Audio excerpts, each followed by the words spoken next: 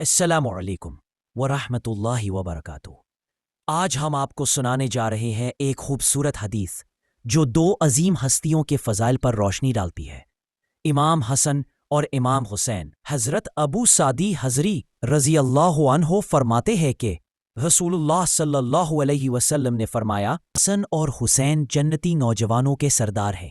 اس حدیث امام حسن اور امام حسین کی فضیلت اور عظمت کو ظاہر کرتی ہے۔ یہ دونوں جگر گوشے رسول صلی اللہ علیہ وسلم ہیں۔ حضرت علی اور حضرت فاطمہ کے بیٹے، نبی کریم صلی اللہ علیہ وسلم ان سے بے حد محبت کرتے تھے۔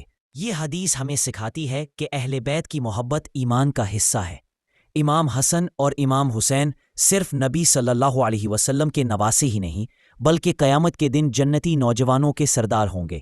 آئیے ہم بھی ان عظیم ہستیوں سے محبت کریں، ان کی سیرت سے سیکھیں اور اپنی زندگی کو دین اسلام کے مطابق گزاریں۔ اگر آپ کو یہ ویڈیو پسند آئی ہو تو اسے لائک کریں، دوستوں سے شیئر کریں، بالکل، اور قرآن ود مشی 01 کو سبسکرائب ضرور کریں۔